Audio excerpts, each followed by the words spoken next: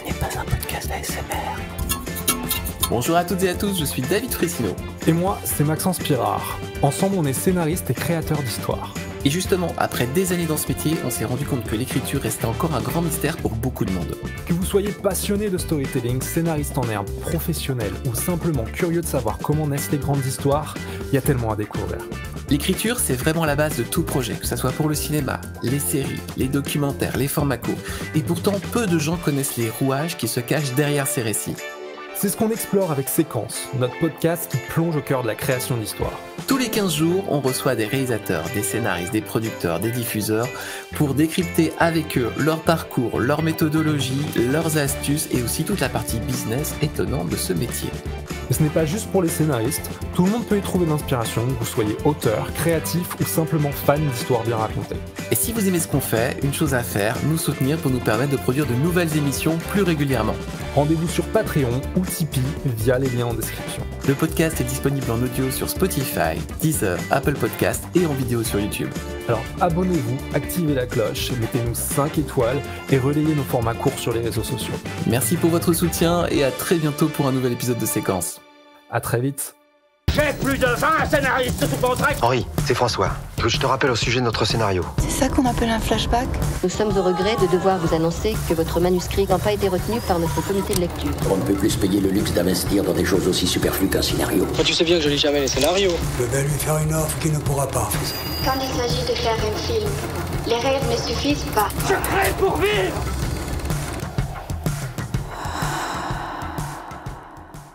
Et voilà, on arrive directement au cœur de ce nouvel épisode de Séquence. Je suis David Frissino et je suis ravi d'accueillir mon co-scénariste et mon co-host Maxence Pirard. Salut Maxence, tu vas bien ? Ça va bien et toi ? Bonjour à tous. Bah super, bonjour tout le monde. Ravi de vous retrouver pour ce nouvel épisode. On va pas perdre de temps comme d'habitude. Un podcast qui sera donc en trois actes pour vous rappeler le principe de l'émission. Premier acte, on va revenir avec notre intervenant sur ses débuts, ses méthodes d'inspiration. Deuxième partie sur tout ce qui va être méthodologie avec un cas concret. Et la troisième partie sera sur le business, les à côté, les gestions, les agents, les contrats, c'est-à-dire tout ce qui parfois peut nous paraître nébuleux. En plus de la méthodologie pour nous scénariste. J'accueille tout de suite notre invité du jour. Salut François. Hello. Comment tu vas ? Très bien, très content de ça.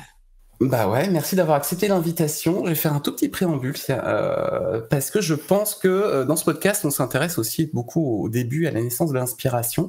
Et on se connaît depuis tellement longtemps que je pense que j'ai vu ton début de carrière de manière très très proche et intime, donc ça va être assez étonnant et assez rigolo de revenir peut-être sur certaines choses sans faire trop de private joke par rapport à Maxence et aux gens qui nous écoutent. Pour refaire un petit tour, on va surtout s'axer sur la partie scénario, cinéma et série que tu as faite. On va mettre un peu de côté, nous, la partie web, parce que je pense que tu as déjà beaucoup parlé de cette partie, notamment sur la série Le Visiteur du Futur, la web série que tu as créée pendant 4 saisons. Il y a de très bons podcasts qui ont abordé ça en long, en large et en travers, donc on vous invite vraiment à aller les écouter. Et nous, on va se pencher peut-être un peu plus sur la partie vraiment écriture de long. Donc voilà, donc on va axer beaucoup plus sur la partie ciné et série que la partie web qui a déjà été largement abordée.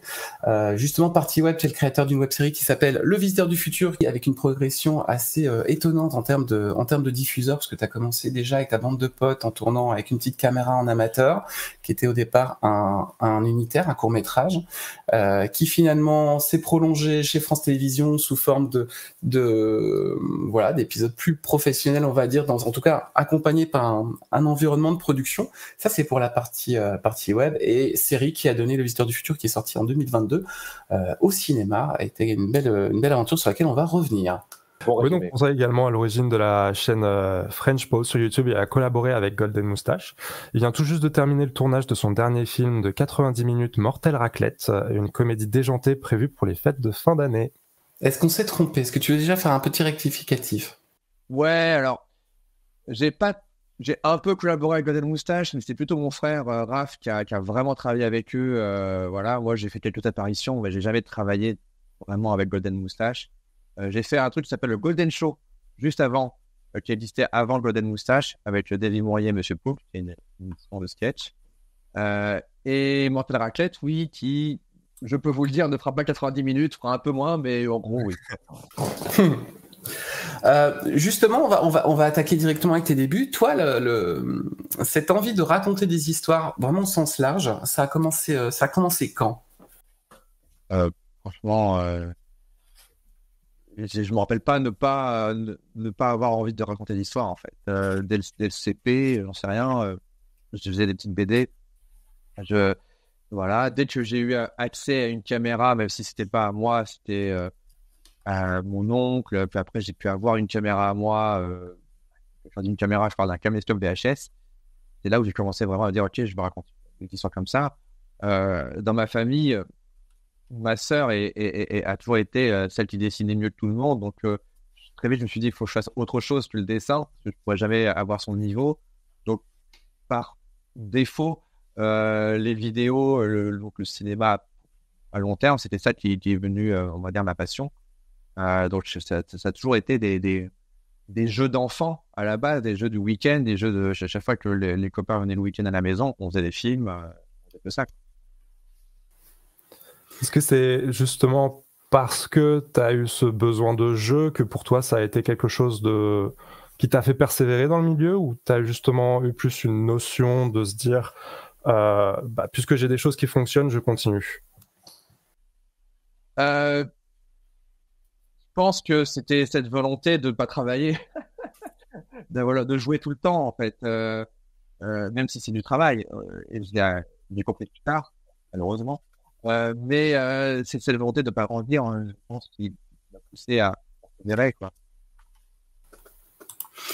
Je vais continuer. Alors, c'est un peu particulier parce que des gens qu'on a reçus déjà dans ce podcast et ceux qu'on va recevoir, je le disais, on se connaît depuis très très longtemps, parce que la première fois qu'on s'est rencontrés, je devais avoir 20 ans et tu en avais 15. Ouais. Et j'en ai 24 de plus, et donc logiquement, tu dois en avoir 24 de plus aussi. 39 Oui, c'est bon. Le compte est bon. Le compte est bon. Ça. Ce n'est pas un podcast sur les mathématiques, mais on a réussi à s'en sortir. Et c'est vrai que quand moi je t'ai rencontré la première fois, tu avais déjà fait pas mal de courts-métrages avec tous tes amis. Très vite, tu as réussi à te professionnaliser, ce qui était quand même... J'ai réussi à me professionnaliser grâce à toi. C'est toi qui m'as apporté mes premiers contrats. Tu es mon premier producteur et aussi collaborateur pro. À un âge où justement quand je me rappelle quand j'étais au BTS, c'était très dur d'avoir des contrats et tout, et t'es le premier personne qui m'a donné des contrats d'auteur. Oui, c'est vrai. Alors je vais le préciser, effectivement, on a travaillé ensemble au début. Assez rapidement, on a développé beaucoup de choses qui n'ont pas vu le jour. Alors c'est drôle parce que tu sais que pour préparer ce podcast, je me suis replongé sur ton parcours, et j'ai redécouvert des trucs. Je me suis dit, mais c'est fou parce que je ne savais même plus que tu vois qu'on avait coécrit un truc ensemble et tout, qui était assez étonnant. Et je vais mettre aussi mon téléphone quand même à regarder, le mauvais élève. J'avais oublié de me mettre en mode avion. C'est pas bien. Mais et c'est vrai que en tout cas, moi je pense que t'as pas eu forcément besoin finalement, de moi en fait, parce que je pense que c'était déjà dans ton ADN en fait très rapidement finalement. Oui, c'est sûr que je faisais ça avec mes potes et tout, mais c'était la première fois où je rencontrais quelqu'un qui était pour moi un adulte, même si la différence d'âge n'était pas si énorme. Surtout maintenant. Voilà, et qui me disait, ouais, tu peux travailler en tant que scénariste, ouais, on peut travailler ensemble. C'est la première fois que j'avais cette validation professionnelle, et je te jure que ça joue beaucoup en fait. C'est-à-dire que c'est là où tu as une confiance en moi, quoi. Et je me rappelle la première fois où j'ai reçu mon contrat, enfin ma note d'auteur, j'ai fait je suis auteur. Alors voilà, c'est très très large comme définition, auteur. Tu peux être auteur pour écrire des trucs, n'importe quoi, mais ça a beaucoup joué sur la confiance en moi et sur le fait de me dire ok, je peux le prétendre. Je comprends tout particulièrement parce que c'est un petit peu la même relation que je vais avoir avec David aujourd'hui, donc j'ai l'impression qu'il a un peu joué le même rôle. C'est ça, donc pareil, ça a été la première personne qui justement s'est dit allez, on peut travailler ensemble, on peut faire des choses, et justement à m'ouvrir les portes d'un milieu qui me paraissait difficile d'accès, donc vraiment professionnel. Donc je comprends particulièrement. Je vous remercie beaucoup pour en tout cas, mon ego vous remercie beaucoup de ces 3 minutes. Non, mais chaque fois, je précise aux gens, en fait, que la première personne qui m'a fait travailler, c'est David Fressino. Et justement, ça, je te promets, c'est important. Même si, oui, bien sûr, j'aurais fait des trucs quoi qu'il arrive, mais d'être dans un cadre pro, semi-pro, parce qu'on était dans une association que tu avais créée, qui était TNT, de me confronter à d'autres gens qui étaient, pour moi, plus grands que moi, plus âgés, plus expérimentés, ça m'a mis dans un level up tout de suite, quoi.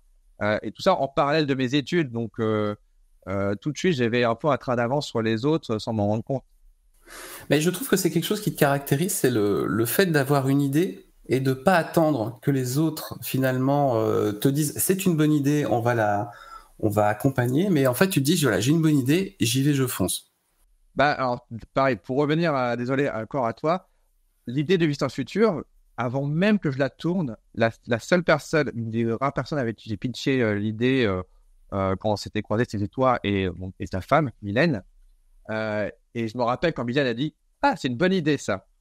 Et je te jure, c'est-à-dire qu'à ce moment-là, le truc n'existait même pas. C'était genre « ouais, j'ai cette idée, voilà ». Elle a dit « ah, c'est une bonne idée, ça ». Et je te promets, même si ça veut rien dire et en même temps, ça veut tout dire. Je me suis dit « ok, je vais peut-être le faire quand même ». Parce qu'à ce moment-là, surtout quand c'est juste une idée, c'est vague, c'est vaseux, ça peut être tout n'importe quoi. Et quelqu'un te dit c'est une bonne idée, tu dis bon, je vais quand même le faire. Et en fait, tu te rends pas compte que ça peut vraiment lancer la créativité, lancer le courage de s'y mettre, parce que c'est chiant après il y a une différence entre avoir une bonne idée et après l'écrire. Et donc, du coup, pareil, j'en reviens encore à toi et à ta famille. Donc, merci. Mais alors, ça c'était à l'époque, mais aujourd'hui, qu'est-ce qui te valide une bonne idée quand t'as une... Déjà, elles viennent comment tes idées et comment tu te les valides en fait? Bizarrement, maintenant, c'est plus dur parce que je suis un peu peut-être plus parasité par le monde professionnel, par ce qui est possible, pas possible, par le regard des producteurs et tout. Et du coup, j'ai plus de paramètres qui rentrent en compte. Alors qu'avant, je me posais moins de questions. Je me disais, ouais, c'est sympa, on peut le faire, faisons-le. Maintenant, je suis en mode, c'est sympa, mais il faut convaincre des gens, mais il faut être sûr que ça soit faisable. Et qui l'a déjà fait? Est-ce que ça a déjà été fait? Est-ce que le temps que je m'y mette, ce ne sera pas déjà fait? Enfin, il y a beaucoup plus de paramètres qui rentrent en compte et qui parasitent la créativité. Donc, c'est peut-être plus dur maintenant. Ouais. Donc, pour répondre à ta question, j'ai quand même besoin que l'idée que j'ai soit faisable sous une forme ou sous une autre. Et l'avantage que j'ai, c'est que j'ai plein de formes à disposition.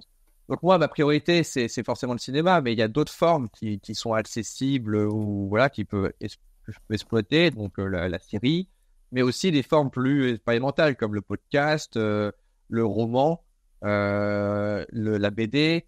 Donc, ça me permet de quand même de ne pas me cantonner à me dire ok, il faut que mon idée soit un long métrage qui va mettre 5 ans à se faire, quoi. En fait, ça peut être un peu déprimant en termes de créativité. Ouais, du coup, est-ce que tu as des inspirations actuelles en fait qui te permettent justement d'avoir ces nouvelles idées? En fait, peut-être une de mes inspirations actuelles, c'est une inspiration que j'ai toujours eue, c'est la télé anglaise. Ouais. Je pense que la télé anglaise a toujours été en avance sur tout le monde. La télé anglaise, ce qui est fascinant, c'est que ils ont beaucoup plus de genres différents. Ils n'ont pas forcément plus de moyens que nous. Voilà, enfin, ils ont moins de moyens qu'à Hollywood, par exemple. Ils font pas forcément des séries très longues. Voilà, genre les meilleures séries anglaises, des fois, on fait que 12 épisodes. Donc, du coup, c'est moins intimidant. C'est à la fois proche de chez nous, en même temps c'est un autre monde. Donc la télé anglaise reste pour moi une inspiration récurrente. Vraiment, chaque fois que je vois un truc anglais, je fais putain, mais oui, c'est trop bien. Parce que je sais qu'à l'époque, tu citais beaucoup, il me semble, Red Dwarf et la première série aussi du créateur de Shaun of the Dead qui me revient. Space. Exactement. Ouais. C'est vrai que moi dernièrement j'avais vu, enfin en tout cas dernièrement, je sais que parmi les grosses claques que je m'étais pris, il y a It's a Sign sur l'arrivée du virus du sida. Ouais. Pareil, c'est une mini-série, ça fait 6 épisodes, ça m'avait vraiment claqué. Je me suis dit mais comment ça se fait quoi? Pourquoi tant d'audace? Years and Years aussi de C'est toujours Russell Davies. Enfin, de toute façon, lui, c'est un peu le maître là-dessus. Que ce soit dans Doctor Who ou dans ses autres séries, c'est le GOAT. Là, récemment, j'ai vu Mon Petit Reine, et pareil, hein, j'ai pris une claque, c'est incroyable. Et surtout dans un écosystème Netflix qui devient un peu un truc de compétition interne, où vraiment, t'es en compétition avec des putains de licences, des trucs avec des Witcher et compagnie, et eux, pareil, ils font une série qui n'est pas énorme, mais qui explose, quoi. Donc, comme quoi, ça donne un peu... Et toi, du coup, est-ce que ça t'inspire sur le format que tu proposes aux chaînes ? Non, le format en France, c'est impossible de le prévoir. C'est-à-dire que j'ai l'impression que quoi que tu fasses maintenant, il faut toujours que tu aies dans ta tête la version long métrage, la version série. Tu sais pas, en fonction de tes interlocuteurs, s'ils vont dire non, on préfère faire sur une série, on peut faire sur un long métrage. Les producteurs, ça dépend de leur ADN, ça dépend de leur contact à eux. Un producteur de cinéma peut avoir 0 contact en télé et vice-versa. Donc, du coup, ton idée, il faut voir dans quel type de format ça s'oriente, et en fonction du producteur, vers où il va t'orienter.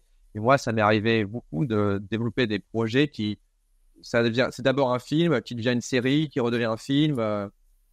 Voilà, quoi. Ça fait un peu partie du jeu de maintenant, quoi. Parce que, et c'est ça aussi qui est excitant aussi, c'est que il y a plus de guichets, comme on dit, donc des gens qui peuvent donner de l'argent.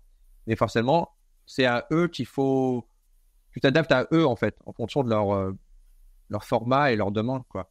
Le problème, c'est que ces gens-là, des fois, changent tout le temps. Et donc, du coup, entre le moment où tu pitches un truc et le moment où ça se concrétise, c'est plus les mêmes personnes que tu as en face, et ils changent de ligne édito.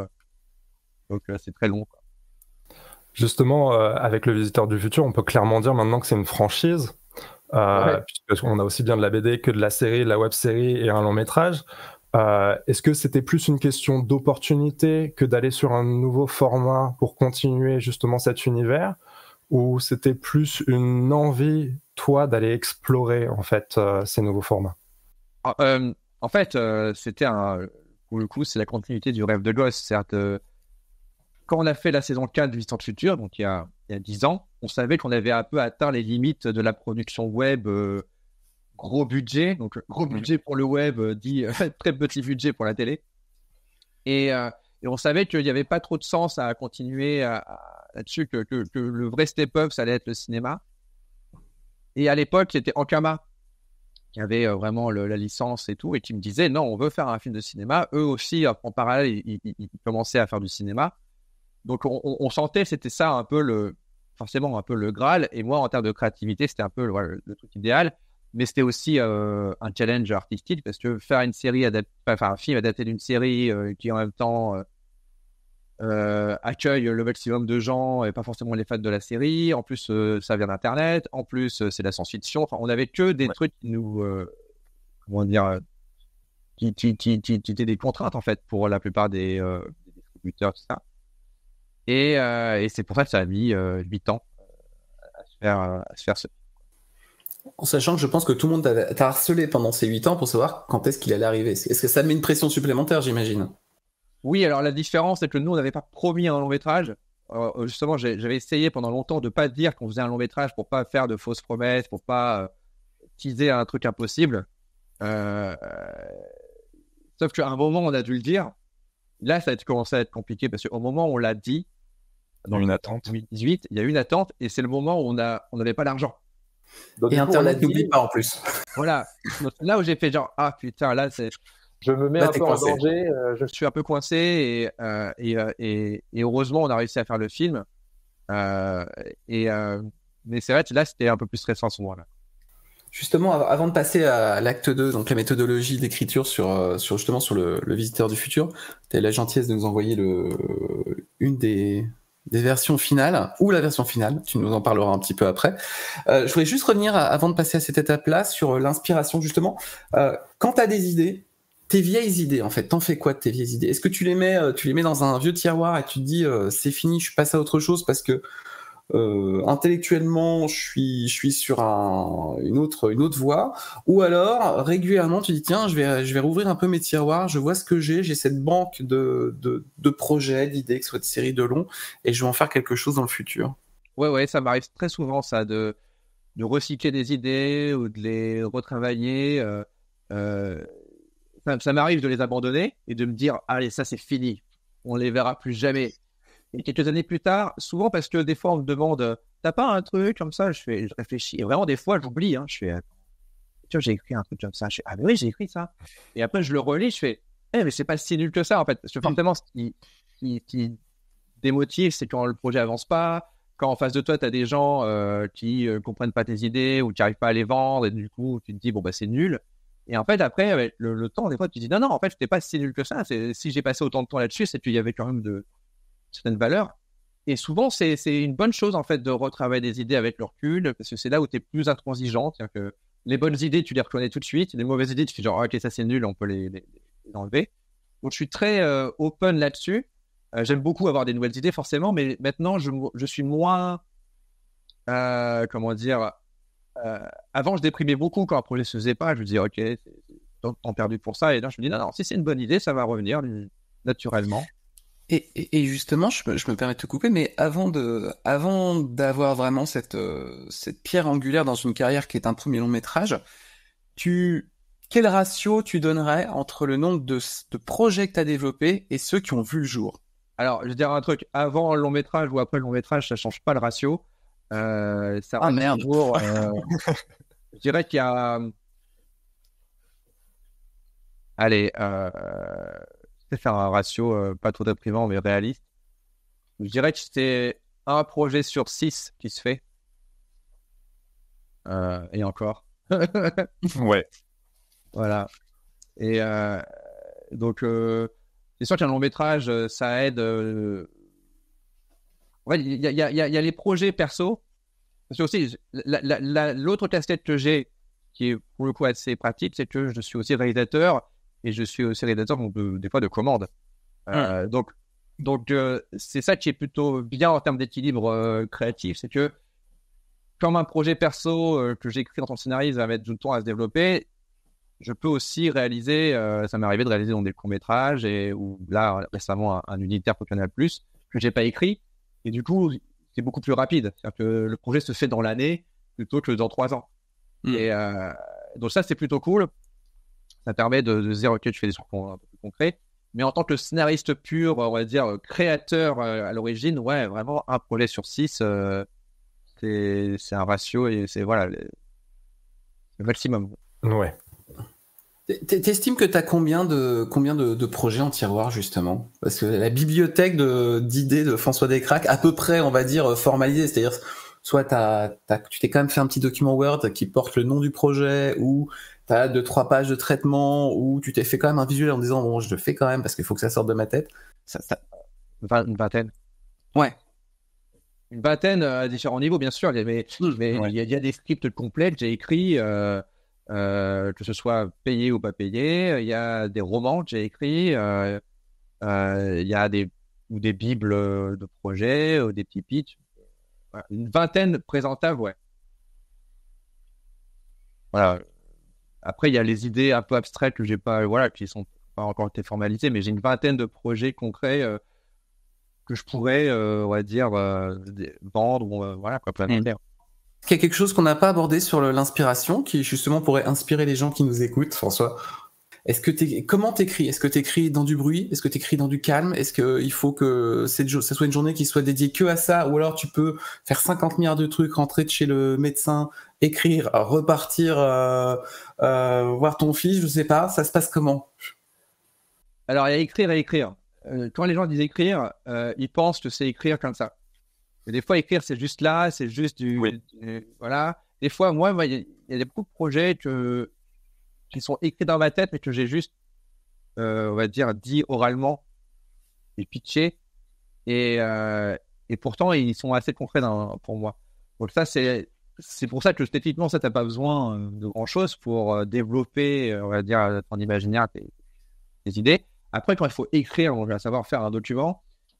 Oui, là, il faut quand même être dans un endroit calme. Ça peut être un resto, si tu as des écouteurs maintenant. Voilà.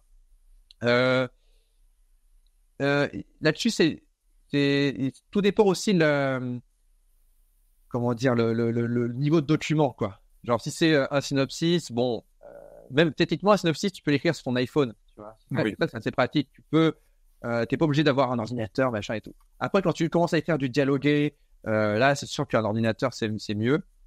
Même si maintenant, tu peux avoir Final Draft sur le téléphone. Tu peux techniquement, mais c'est un peu moins pratique.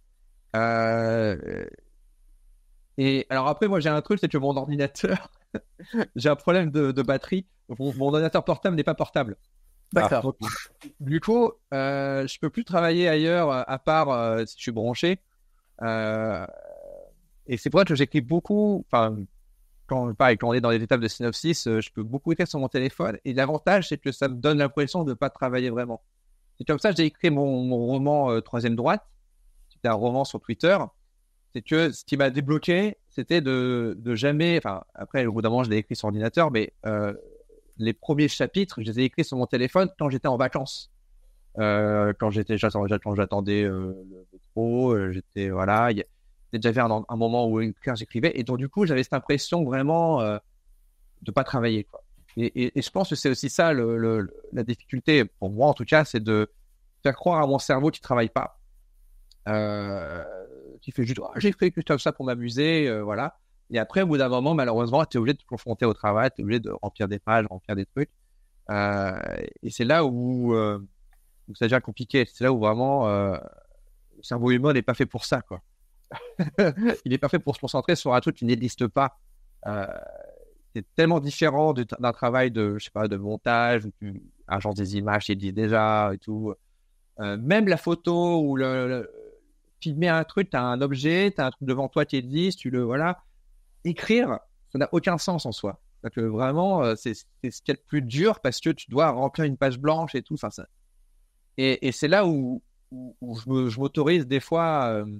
Par exemple, là, je suis sur un projet et hier, je devais écrire la première page et commencer à écrire et je me suis dit, l'important de cette journée, c'est que j'écrive un truc. Même si c'est un mot ou une phrase, ça compte. Parce que c'est le plus dur, c'est de lancer la machine. Ouais. Et du coup, je me dis, là, je me juge pas. Si c'est juste un mot, c'est un mot. Si c'est une phrase, c'est une phrase. J'ai écrit une page qui est pas ouf, mais ça compte. Tu vois, ça compte pour lancer la machine et après, je vais pouvoir un peu. Et à chaque fois que je fais un nouveau projet, j'ai toujours le même problème. La première page, la première journée, je mets la barre très très basse pour pas me démotiver, quoi. Ça, c'est un très bon conseil, ça, pour ceux qui veulent se lancer dans le scénario. Tapez bas. Mettez très bas. Ça. Vraiment. Et après, au bout d'un moment, tu t'en rends plus compte que t'écris. En fait, après, ça devient un rythme. Et surtout, à partir du moment où tu as vu que tu as écrit ça, tu dis, si j'ai écrit ça, je peux écrire ça. Et après, si j'ai écrit ça, je peux écrire le double. Et plus tu avances, plus tu prends confiance. Tu dis, c'est bon, j'ai déjà écrit ça et tout. Et c'est pour ça que le début, il faut vraiment pas se mettre la pression. Il faut vraiment écrire des trucs très simples. Je suis assez d'accord avec toi, c'est que je pense, tu sais, on parle souvent du syndrome de la page blanche, et j'ai presque l'impression qu'elle arrive plus au début qu'à la fin d'un parcours de scénariste, parce que effectivement, au début, t'as cette appréhension, et je le vois avec Maxence quand on écrit, maintenant avec une certaine expérience et pas mal de choses. En fait, tu deviens des fois, je dis, on est un peu des machines de guerre, c'est-à-dire qu'une fois que c'est lancé, t'es capable d'y aller et d'envoyer des trucs qui sont presque surprenants, quoi. Alors après, toi, t'es une exception, hein, David, hein, parce que du coup, on est d'accord, Maxence, hein, oui, il va vite. Que justement, la force de Laissez hyperactif. C'est vrai, c'est surtout de pas trop se poser de questions. Et ça, c'est aussi le paradoxe de l'écrivain, du scénariste, c'est que tu poses pas une question, mais au bout d'un moment, faut pas se poser de questions, faut écrire, et après, tu poses des questions. Et toi, tu as cette faculté-là d'écrire, et après, on verra plus tard, on réagencera plus tard, et je vois des gens autour de moi qui sont des bons auteurs ou qui ont des bonnes idées, mais ils sont toujours en mode j'ose pas trop, non. Et en fait, non, faut pas réfléchir. Et toi, tu réfléchis pas, David. Non, exactement. Je ne suis qu'un homme. Non, c'est surtout que la vie est courte, en fait. Donc, je me dis à chaque fois, pourquoi attendre, en fait. Moi, je sais que quand on me demande des fois des conseils ou genre de choses, je dis, mais de toute façon, n'attendez pas parce que le train ne va pas s'arrêter à votre gare. Il vous attend pas. Vous n'avez pas les horaires. Vous savez pas qui est dedans. Donc, de toute façon, vous avez intérêt à foncer, quoi. Ah ouais. Est-ce que pour toi, tu dirais que la difficulté change selon le format? Parce que je le vois par rapport à moi, en ce moment, je suis en train d'écrire un roman, et je sais que c'est beaucoup plus facile, bizarrement, d'écrire justement en faisant de la prose, plutôt que justement d'écrire un scénario où le modèle va être complètement différent. Alors, moi, c'est l'inverse. Mais l'avantage du roman, c'est que c'est le produit fini. Donc, un scénario, tu as toujours ce côté... peut-être que ça sera pas ça, ou de toute façon, voilà, c'est un scénario, c'est pas une œuvre d'art, c'est un plan pour une œuvre d'art. Donc, alors qu'un roman, tu peux vraiment avoir l'impression d'être fier de toi, de se dire ça ressemble à ça, t'as une expérience directe, voilà. Moi, c'est plus dur pour moi. Enfin, je commence un peu à me débloquer que maintenant. Parce que pendant longtemps, j'avais cette impression de ne pas avoir la capacité d'écrire des romans, de ne pas avoir le talent de la prose. Ouais. C'est pour ça que la forme scénaristique me paraissait plus simple, parce que c'est un style très direct, très épuré. Et c'est que récemment que je me suis permis d'être un peu plus dans la prose, avec attention toutes les limites que ça reconnu comme étant un auteur de romans et voilà. Donc, mais je pense que il y a un côté satisfaisant dans le roman de se dire ok, ouais, ça ressemble à un roman. Vraiment, tu vois le truc, tu dis ça ressemble à un roman. Ouais, clairement. Ouais, parce que concrètement, j'imagine quand tu pars tourner un film, c'est forcément très matériel, enfin c'est très concret. Ouais. Mais moi, je pense toujours au moment où tu reçois l'exemplaire dans tes mains du bouquin. Quand t'as reçu Troisième Droite, c'est pareil, t'as dû dire tiens, c'est là quoi. Alors Troisième Droite, c'est vraiment particulier, parce que Troisième Droite, c'est un roman que j'ai écrit sans me dire que c'était un roman, puisque c'était sur Twitter. Oui, c'est ça. C'était un système si on peut résumer vite fait, c'est un personnage qui emménage dans un nouvel immeuble. Il se passe des trucs chelous et en fait, il utilise Twitter en fait pour raconter ce qu'il va vivre. Et c'était un faux compte Twitter, donc du coup, l'expérience Twitter était justifiée. C'était un mec qui dit hey, j'habite dans l'immeuble, il parlait à la première personne, et surtout, c'était pas une forme de roman, c'était en plus très limité en termes de caractère. Et ça m'a un peu libéré créativement, de me dire ok, c'est pas un vrai roman. En plus, c'était que des petits traits. Et c'est vraiment au fur et à mesure, j'ai fait mais maintenant c'est un roman quoi. Quand j'ai fait bout à bout le truc, j'ai fait en fait ça tient dans un roman. Et en plus, j'ai eu cette chance d'être contacté par Flammarion alors que le truc n'était pas encore terminé. Et donc, ils savaient qu'ils pouvaient l'éditer. J'aurais demandé, mais on l'édite tel quel ou on le change? Il fait non, globalement, on garde la forme. Putain, bon, ça, c'est très courageux de leur part. Ouais. C'est une forme assez expérimentale. Et donc, à la fin d'avoir sorti un bouquin papier et tout, j'ai fait genre, ça, c'est improbable parce que c'était pas du tout mon envie. C'était un peu une envie cachée, quoi. Mais comme le Vista Future, je voulais que ce soit un long métrage. Mais sauf que je me suis dit, non, on va commencer par des trucs simples et après, on verra si ça donne. Donc, c'est un peu pareil, quoi. Bah écoute, je pense que c'est une magnifique transition vers l'acte 2. Donc, on va rentrer un peu dans le cœur de la méthodologie. Maxence, tu veux commencer ? Ouais, en soi, on était déjà un petit peu dessus, mais comment tu abordes vraiment l'écriture d'un scénario ? C'est-à-dire, est-ce que tu vas utiliser certaines méthodes quand on parle vraiment de structure et que tu poses ton histoire dans un premier temps ? Oui, alors, je sais pas si on voit derrière moi, mais genre, là, c'est ma bibliothèque à livres de scénario, et donc là, il y a tout le monde, quoi. Il y a Vogler, il y a... tu dois avoir Mackie, j'imagine. Mackie, bref, ils sont tous par là, quoi. Et je pense que, forcément, c'est un truc qui est une très bonne aide à plein de niveaux. Et après, il faut réussir un peu à s'en détacher, tu vois, c'est un peu ça le truc. Je pense qu'il ne faut pas lire qu'un seul bouquin de ça. Soit tu n'en lis pas, soit tu les lis tous.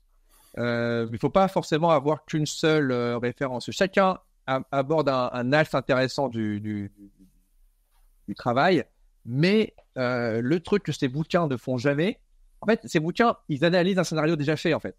Ils te disent, voilà pourquoi le parrain, c'est génial. Tu dis, bah oui, parce que c'est le parrain, tu vois. C'est facile de faire ça à l'envers, mais ils te disent pas comment écrire le parrain. Non. Le seul bouquin que je connais qui a réussi à faire ça et qui est vachement bien, je sais pas si je l'ai derrière, c'est un bouquin qui s'appelle Comment écrire un jour sans fin, qui est écrit par le scénariste qui a écrit Un jour sans fin, et qui dit voilà comment j'ai écrit Un jour sans fin en fait.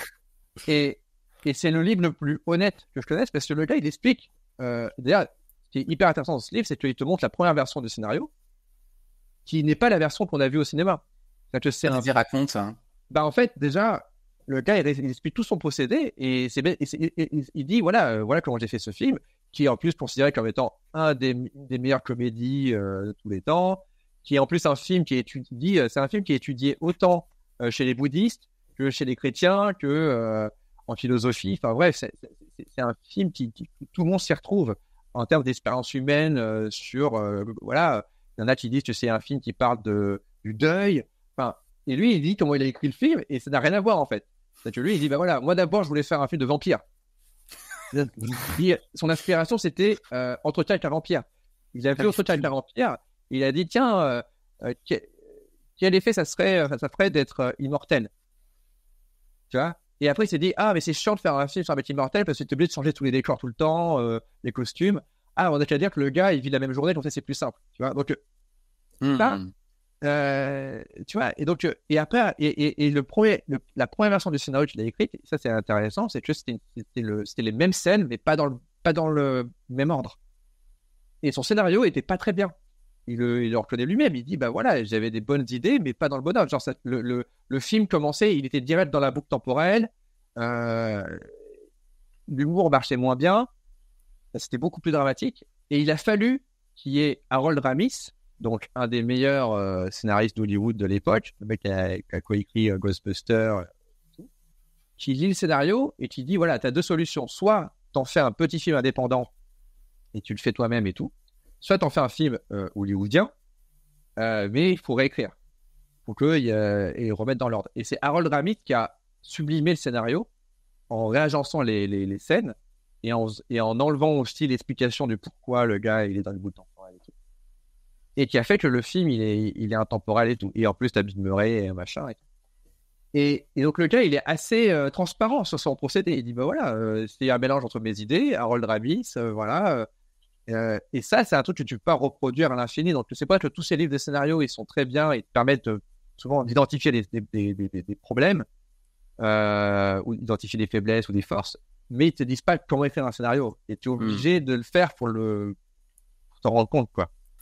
Mais est-ce que toi tes méthodes quoi, tes méthodes post-it sur les murs, tes méthodes je me fais un doc Excel ou tes méthodes je pose mes idées et je vois où ça mène? Alors j'ai une sorte de matrice, j'ai un document que je me suis créé moi-même qui mélange un peu.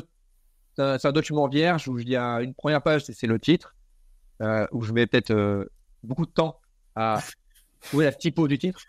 Il nous faut, oui, je suis tout à fait d'accord avec toi. Qu'est-ce qu'on se casse les bonbons sur mais c'est titre. Non, c'est hyper important. Et ça m'a rassuré parce que j'ai vu une interview de Soderbergh qui disait que c'était le plus important, c'est la typo d'un titre. Il dit voilà, c'est ça. La première page, si tu as une mauvaise typo. Après, il y a le pitch que j'essaie de mettre en pareil que sur une seule page et en 2 lignes, 3 lignes. Donc c'est ce qu'on appelle aussi la logline et tout, même si c'est des termes un peu voisins qui veulent dire pas forcément la même chose, mais bon, ça peut aider. Et après, j'ai une page personnage où j'essaie de faire rentrer en une seule page les personnages les plus importants. Et après, j'ai une page. Quand tu dis sur une seule page, c'est-à-dire tu laisses une page par personnage ou tu mets tous tes personnages sur une seule page? Au contraire, justement, il faut que tous les personnages tiennent sur une seule page et il faut que leur description soit brève. 2 lignes. Ouais. Il faut pas se lancer dans des bios de personnages tout de suite et tout. Ça, c'est après que ça se développe. Il faut que chaque personnage ait une caractéristique forte, facilement résumable, surtout en long métrage. Peut-être en série, après, oui, en série, quand tu as une série, tu développes plus la vie des personnages et tout, tu vois. Même si ça, j'ai toujours trouvé que c'était un peu bullshit. Les billes de série où tu dis 40... tu dis la vie du gars pendant 40 pages et tu dis mais qu'est-ce qu'il fait dans la série au final? On sait pas. ça me fait rire parce qu'on a eu ça dernièrement en retour, c'est-à-dire que t'as des producteurs qui disent il faut que ta Bible elle est trop courte, il faut faire 20 pages, 25 pages, il faut qu'on sache effectivement comment le personnage il est quand il est pas à l'image et tout. Et après quand tu fais des rendez-vous chaîne, parce que ça a un peu aussi l'avantage des fois de soit d'être avec les producteurs quand tu les accompagnes dans des rendez-vous en chaîne ou chez les distributeurs ou ce qu'on veut, et tu te rends compte qu'en fait que personne ne lit plus de 10 pages parce qu'après ça les saoule en fait. Ils ont pas le temps, ils reçoivent trop de trucs et s'ils n'arrivent pas à visualiser, on va dire, le potentiel de la série sur 10 pages, ils s'en foutent de savoir l'enfance du personnage, tu vois.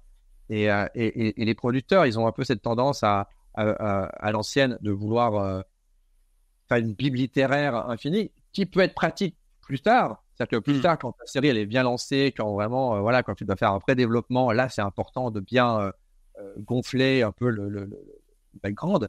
Mais pour vendre une série, non. Un des documents les plus intéressants que j'ai vu sur Internet, c'était le document de vente de Stranger Things, qui ne s'appelait même pas Stranger Things, et c'est simple, c'est des photos pleines pages de films de Spielberg et un petit texte qui explique en gros, ça se passe dans cette ville-là, il y a des jeunes, il y a des trucs magiques, et c'est tout, quoi. Un vrai moodboard, ouais. C'est plus un moodboard, voilà, mais en même temps, il y a toute l'ADN de la série est déjà présente, il y a les principaux personnages et tout. Et ça suffit, quoi. Et ça suffit. C'est pas ça suffit, mais en tout cas, c'est ce qu'il faut faire en premier lieu pour déclencher l'envie. Parce que après, si tu as une envie d'un diffuseur et tout, là, tu peux travailler les persos, là, tu peux gonfler le truc, là. Et puis, t'es payé ou en tout cas, t'as un intérêt qui fait que tu travailles pas dans le vide, parce que c'est un peu le problème, je trouve. En tant que scénariste, c'est qu'on développe beaucoup de choses, et quand on n'a pas ce retour d'expérience de dire, en fait, de toute façon, il faut que ça soit concis, efficace, en fait on a tendance à en faire des caisses et des caisses, et je vais te dire quand on a commencé à bosser avec Maxence, j'ai refait cette erreur là, c'est-à-dire qu'on s'est mis à écrire directement, à développer un long comme des foufous, et puis au bout de quelques mois je dis à Maxence, je crois qu'en fait je suis en train de te faire une connerie que j'ai faite il y a longtemps aussi, donc stoppons et développons de manière courte. Et je t'avais coupé, excuse-moi, effectivement sur ce document de travail, donc t'étais sur tous les personnages sur une page. Ouais, et après alors des fois, j'ai une sorte de matrice à la, si c'est un long métrage, donc, à la, qui s'appelle Blake Snyder, qui est le truc avec, qui pour le coup, en fait, c'est marrant parce que c'est son bouquin, donc le Save the Cat, c'est un peu le bouquin le plus emblématique des blockbusters américains, qui peut paraître un peu, même des fois, simpliste, mais quand même, il aide beaucoup. Il aide beaucoup, il met des mots très simples sur des trucs que tu dis, bah oui, c'est ça. Et 99% des films qui sortent au cinéma respectent même des films indépendants, même des films d'auteur, même des films pas forcément des blockbusters. Il y a ça, en fait, il a trouvé des mots simples qu'il n'a pas inventés, hein, attention, hein, qui sont les résultantes des recherches de Joseph Campbell, etc. Donc,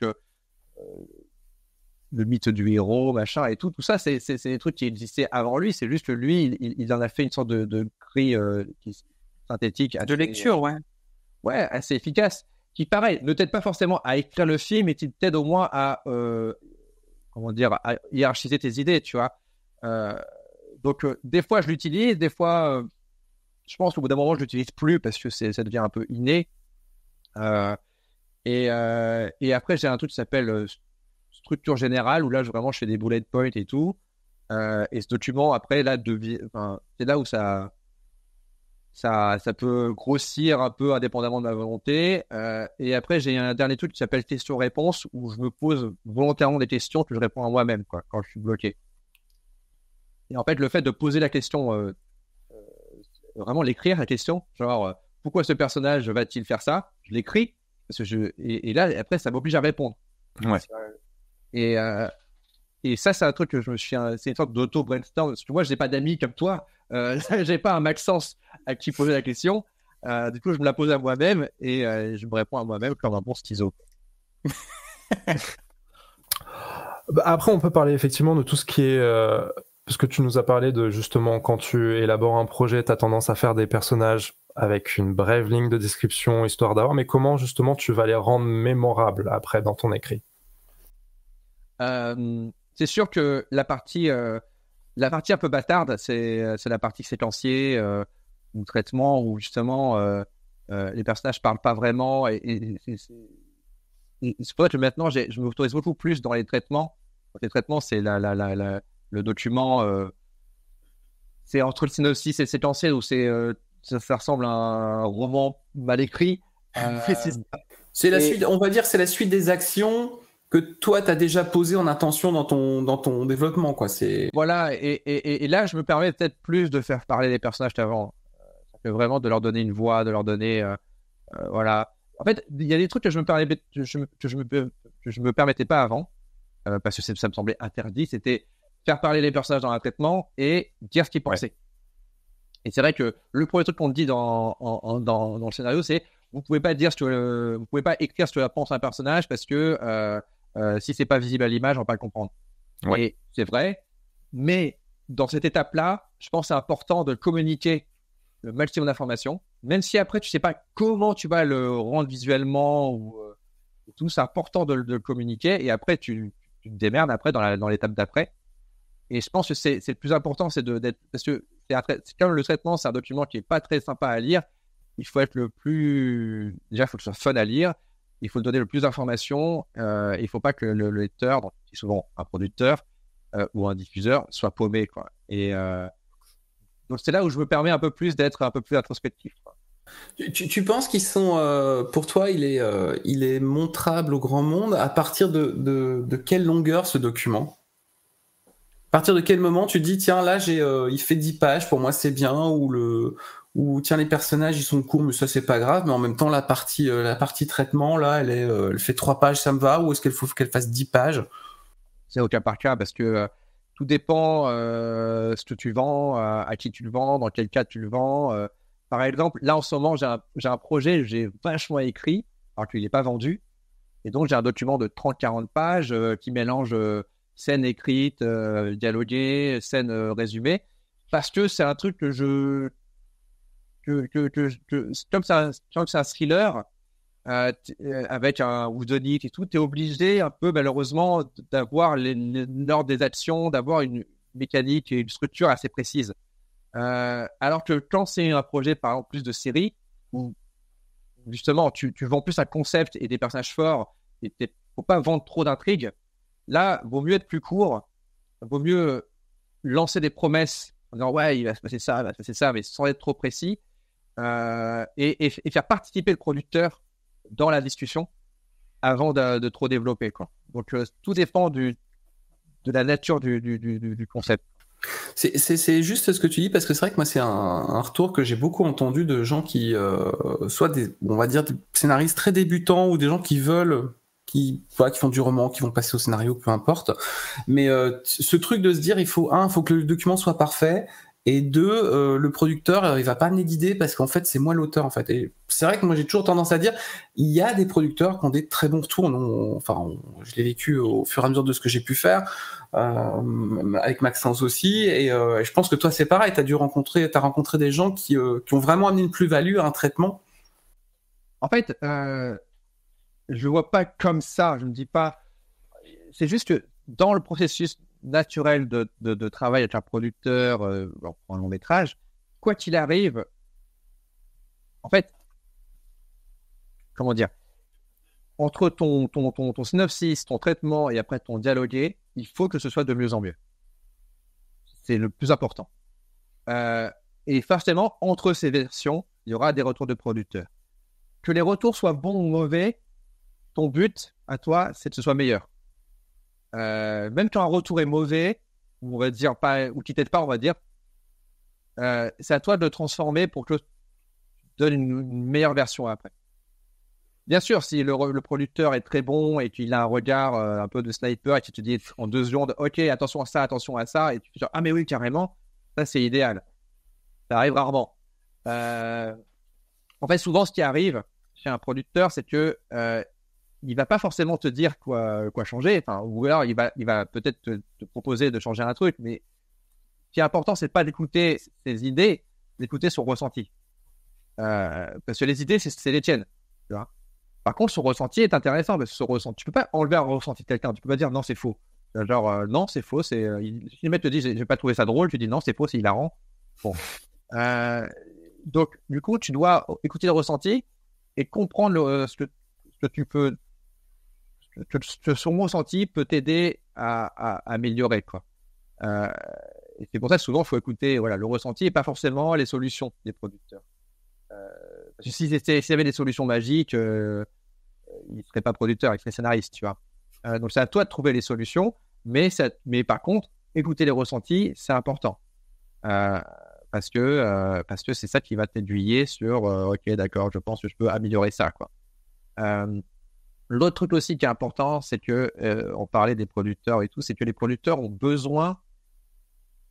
En fait, comme tout le monde dans ce milieu, faire un film, c'est une collaboration, et pourtant à la fin, tout le monde doit avoir ce sentiment que c'est son film. Et tu vois, au début, c'est un peu choquant quand un producteur dit ah, c'est mon film. Tu dis, et en tant que scénariste, réalisateur, tu dis bah non, c'est bon film. Tu vois.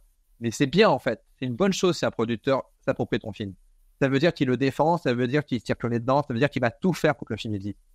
S'il a l'impression de travailler que pour toi, il va pas le défendre, il va pas le vendre.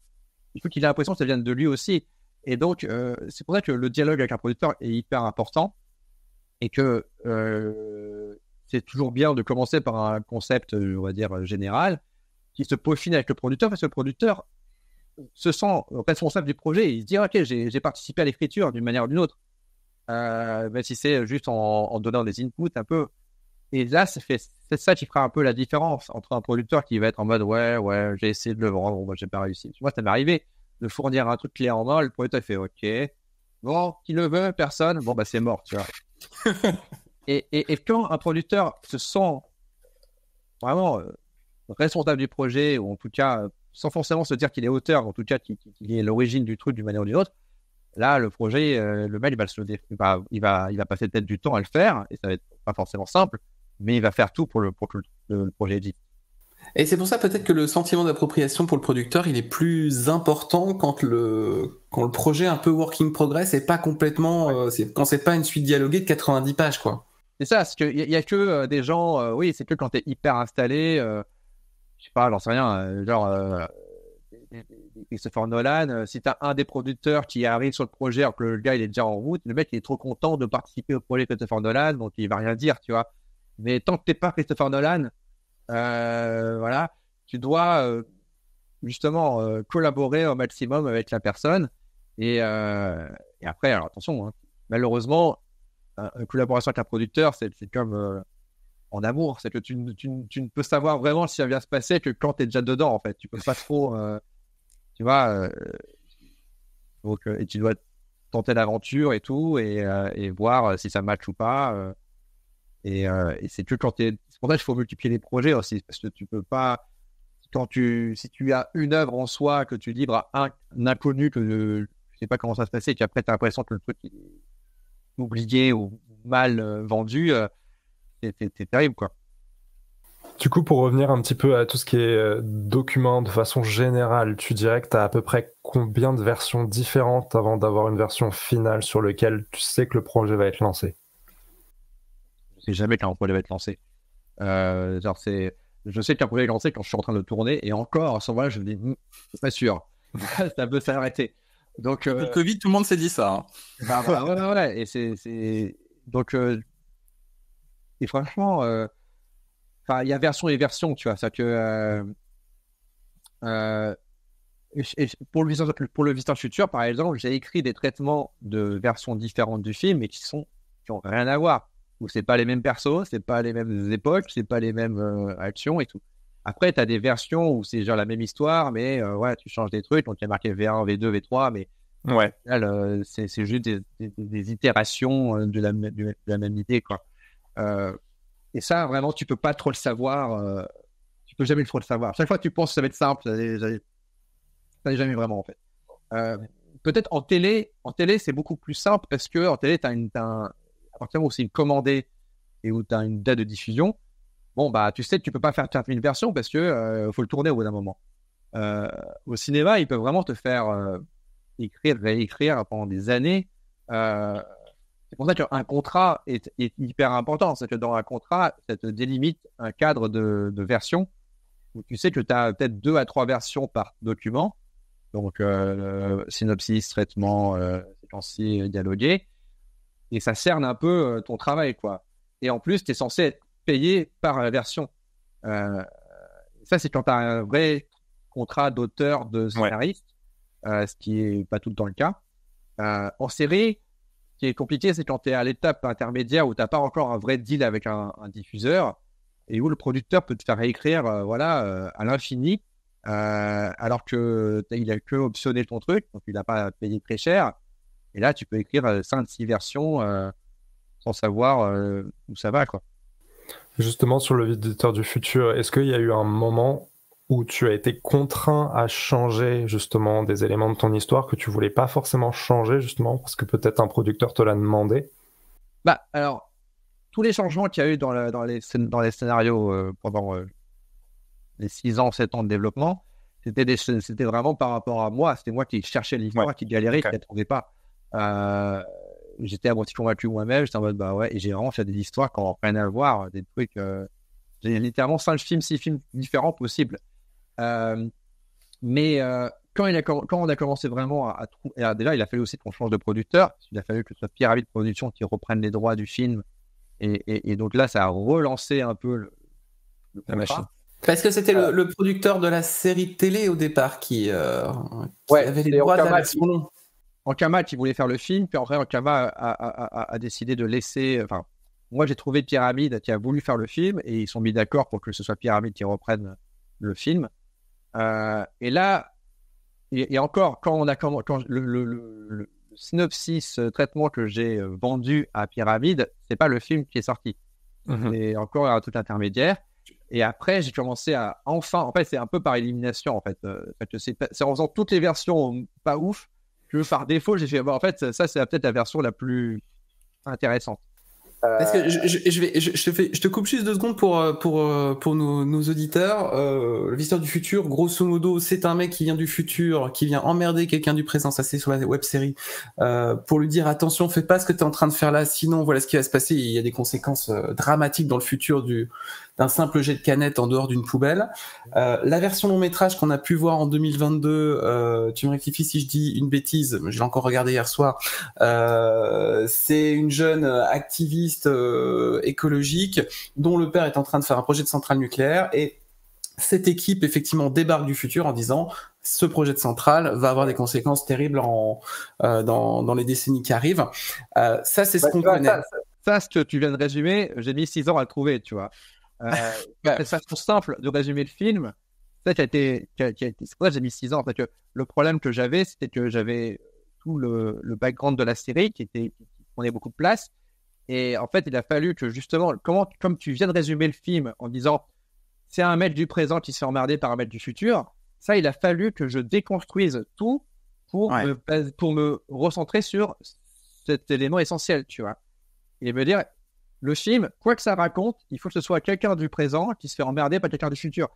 Parce que moi, j'étais parti sur des trucs très compliqués, avec beaucoup de personnages, beaucoup de paradoxes, beaucoup de d'aventures. Quels sont les scénarios du coup auxquels on n'a pas eu le droit? Je les ai oubliés un peu, et des fois je retombe dessus et j'ai fait quoi? Il y avait une version d'un scénario où Raph tombait amoureux d'une chanteuse, et où la chanteuse devait faire une chanson qui devait inspirer les gens. Enfin, il y avait des trucs mais qui n'avaient rien à voir. Il y avait un truc sur une version qui se passait entièrement dans les années 90. Genre, c'était pas du tout dans le futur. Enfin, il y avait trop de versions très différentes. Il y avait une version où le personnage principal s'appelait pas Alice, mais Fanny. Elle était boulangère. Enfin, il y avait tellement de trucs. Et de trouver cette idée simple de on va dire, une fille et son père projetés dans le futur. Et dès que j'ai trouvé cette idée, j'ai fait ok, c'est bon, c'est le film. C'est une fille et son père dans le futur, et chacun a un rapport différent avec la fin du monde, tu vois. Et là j'ai fait ok, ça c'est la bonne idée. Voilà, 6 ans. Et à partir de là, je dis, on va pas trop emmerder scénaristiquement. Ce qui était compliqué, c'était le rendre techniquement faisable. Donc il y avait une scène, mais c'est là où j'étais un peu malin, parce qu'il y avait des scènes d'action que j'écrivais de manière un peu évolutive, tu vois. Genre, la première scène où le personnage de Belette apparaissait, ça devait être dans une fête foraine, à l'abandon, il devait y avoir une grande route, il devait tomber sur des zombies et tout. Et ça, je savais en écrivant que ça allait sauter, tu vois. Donc, je faisais exprès d'écrire des trucs impossibles pour avoir de la marge à couper, pour garder l'essentiel. Pareil, la scène de fin où le visiteur et Matteo arrivent dans la champ de bataille de la Première Guerre mondiale. À la base, il y avait 3 champs de bataille sur 3 époques différentes. Et ça, je savais que ça allait être réduit, quoi. Donc, du coup, mais je savais que ça allait être réduit et ça allait pas changer le scénario. Parce que pour moi, l'important, c'était que ça change pas la structure. Voilà. Le seul truc qu'on m'a à un moment demandé de changer, j'ai fait genre ça, non, on peut pas. C'était, on m'a dit, ouais, on peut pas montrer la brigade temporelle. On m'a dit, la brigade temporelle, c'est un écran qui est trop cher. Du coup, on pourra pas le montrer. Du coup, il faut que les agents soient dans un van. Et là, j'ai fait non. J'ai fait non, pas parce que je voulais forcément qu'il y ait un décor de ouf, mais je voulais qu'on comprenne d'où viennent les méchants et surtout que visuellement, on comprenne leur pouvoir, quoi. Et que si on sait pas d'où ils viennent et qu'ils sont un peu nébuleux, ça n'a pas d'intérêt, quoi. Donc, on a trouvé des solutions techniques pour faire ce décor, mais c'était plus dur. Donc, au final, c'était ça la vraie difficulté du Viseur Futur, c'était déjà de trouver la bonne histoire et après de trouver les trucs scénaristiquement qui soient faisables à filmer, quoi.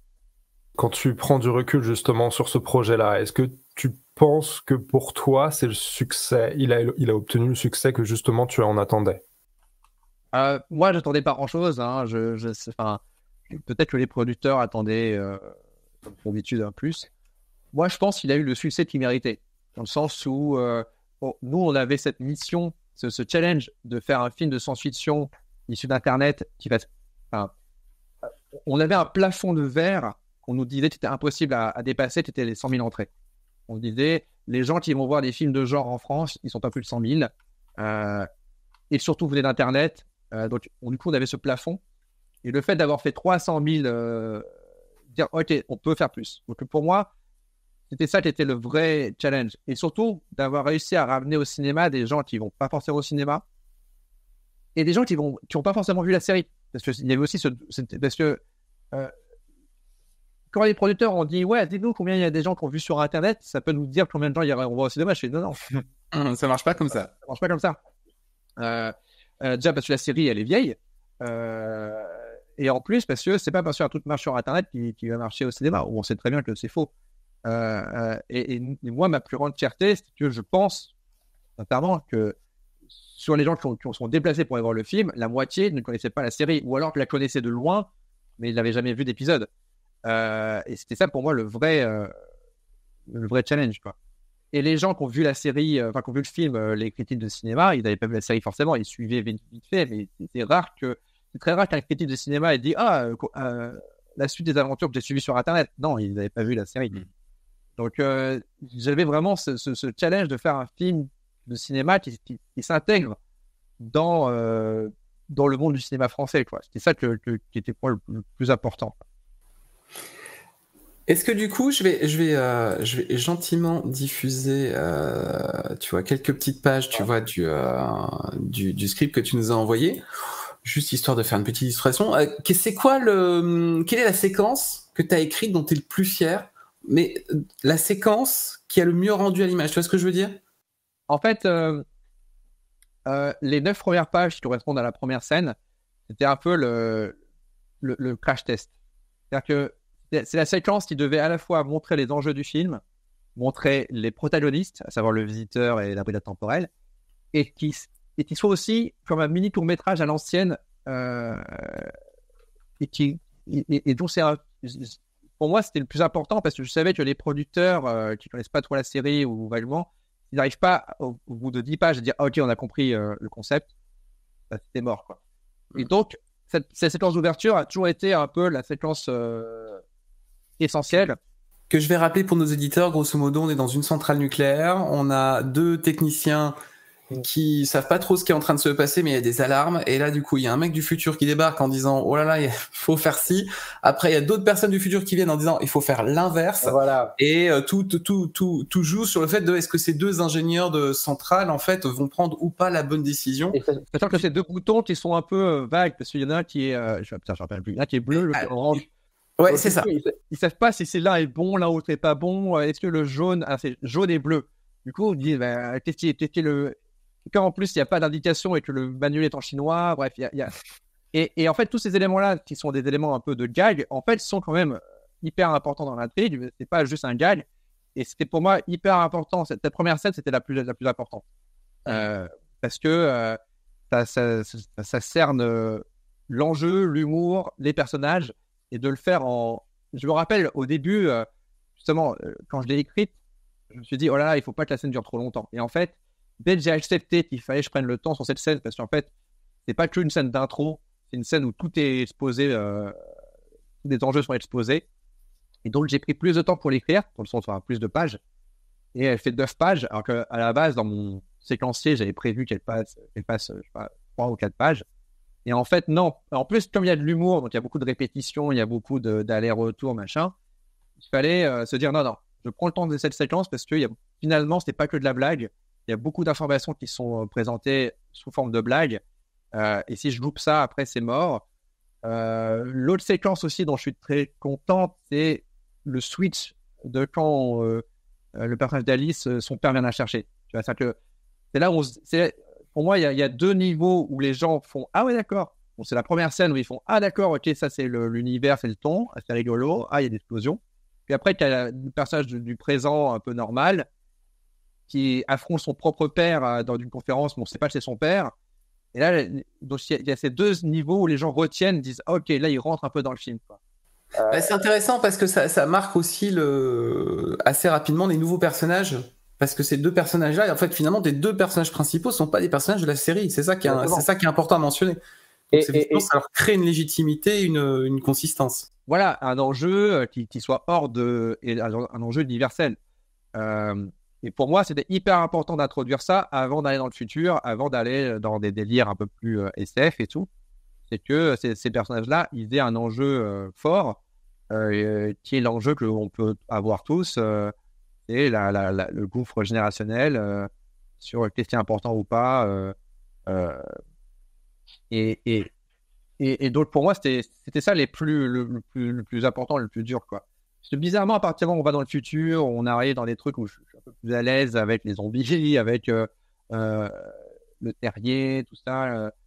Bizarrement, ces scènes-là, j'étais un peu plus tranquille parce que je dis, ok, ça, on a fait beaucoup d'épisodes avec ce type d'humour-là, je maîtrise un peu. Voilà quoi. Mais dès qu'on enlève un peu les béquilles, dès qu'on est dans des trucs où voilà, ça qui est le plus dur. Puis aussi, après, pareil, en effet miroir, la fin, le twist final du sacrifice du personnage principal, machin. Ça, quand on a commencé à le monter avec la musique, avec les effets, et que j'ai senti qu'il y avait qu'il y avait la tension, elle augmentait d'un cran à ce moment-là et tout. Je dis, ok, ça c'est bon, c'est réussi. Donc pour moi, le plus important, c'était vraiment l'ouverture et la fermeture. Et fatalement, les moments où je suis un peu les moins, pas moins fier, mais les trucs, je me dis, ok, là, c'est un peu plus flottant, c'est le milieu, quoi. Est-ce que tu as justement une manière de réfléchir un petit peu en tant que producteur, même si sur le film, en l'occurrence, tu l'étais peut-être pas, en te disant, j'ai écrit pour telle ou telle cible d'audience? Ah, alors, cible d'audience, non, ça, je ne sais pas faire. Parce que, enfin, c'est pas que je sais pas faire, c'est que le truc que j'ai fait pour ce film-là, c'était que, comme je savais que le casting, on sait que dans un long métrage, qui vend un film, c'est même pas le scénario, c'est le casting, je savais qu'il fallait pas que je me piège. Et le premier truc que j'ai dit au producteur, c'était attention, vous allez avoir la mauvaise nouvelle, c'est que les acteurs de la série vont reprendre leur rôle dans le film, et ça, c'est pas négociable. Par contre, on va créer 2 nouveaux personnages vraiment importants. Et là, on va pouvoir caster des gens, on va dire, alors, plus cinéma. Et c'est pour ça que le personnage de Gilbert a été écrit pour être incarné par un acteur de cinéma et donc de comédie française, etc. Et Et ça, c'était même si on n'avait pas encore le nom d'Arnaud Ducré quand j'ai écrit le scénario, on savait que c'était ce type d'acteur qu'il nous fallait pour contrebalancer le reste du casting en termes de notoriété. Donc ça, c'était un peu une façon un peu de producteur d'écrire. Ouais, clairement. On t'a pas proposé François Civil pour dans le rôle du visiteur? Non, mais on m'a pas proposé et il n'aurait pas voulu. Mais oui, à un moment on m'a dit, et donc qui fera le rôle de Raph? J'ai fait, Raph. Mais ça, pour moi, c'était genre obligatoire. Quand il y avait pas on pouvait pas négocier ça. Le seul truc qui s'est passé, c'est qu'à un moment, un comédien n'était pas dispo, à savoir le personnage, Simon Astier n'était pas dispo pour son personnage devait apparaître en plein de scènes. Il n'était pas dispo. Et du coup, j'ai créé un nouveau personnage pour reprendre ses actions. Et c'est le personnage joué par Vincent Tirel, qui du coup est devenu un nouveau personnage. Mais à la base, c'était Simon Astier qui devait faire plus ou moins ces actions-là, quoi. Si tu devais résumer peut-être justement le scénario du Visiteur du Futur en 3 actes, on dirait que oui, là, ça, en 3 actes. En fait, pour le coup, c'est marrant parce que quand tu fais le montage de ton film, tu exportes ton film vraiment Alors, à l'époque, c'était des bobines, parce que ça correspondait à environ une vingtaine de minutes et tu pouvais pas faire plus. Et finalement, ça correspond à des actes. Donc, moi, je me rappelle ce qu'on appelait la bobine 1, c'était le premier acte du film, donc c'est l'ouverture jusque pile au moment où il part dans le futur, Alice et son père. Ils sont embarqués par le visiteur. Ça, c'est la bobine, ce qu'on appelait la bobine 1. Et ça correspond à une vingtaine de minutes environ. Ça, c'est l'acte 1. Donc, après l'acte 2, c'est tout ce qui se passe dans le futur. Et la fin de l'acte 2, c'est quand il revient dans le présent et où ils abandonnent la mission et où le moment le plus bas où Constance dit vous avez perdu, tout est terminé, en gros, le visiteur est capturé, etc. Et l'acte 3, c'est pareil, ça correspondait pile poil à la fin d'une bobine. C'est le nuage qui arrive et le personnage de Gilbert qui change d'avis et qui décide de finalement retourner voir sa fille. Et là, ça correspond à l'acte 3 sur on relance la nouvelle mission, on relance tout, les enjeux sont relancés parce que les méchants sont pris de court et doivent, les gentils doivent se libérer. Et donc ça, c'est l'acte 3, quoi. Toute la scène de fin avec tout ce qui se passe en parallèle à plein d'époques, avec le visiteur qui se libère, qui part dans la Première Guerre mondiale, Alice et Raph qui se battent contre Vincent Tirel, et Louise qui trahit et qui se bat contre Constance. Donc, tout ça, c'est l'acte 3. Et de Tant Castafolle qui essaie de sauver les enfants. Donc, il y avait toutes ces actions-là en parallèle. Tout ça, c'est l'acte 3. Et du coup, en plus, je fais juste une petite parenthèse, mais je sais pas si, je crois que je t'en ai pas parlé, je crois que c'est à Florent que j'avais touché un mot de ça, mais j'avais beaucoup aimé la fin qui était un peu inattendue.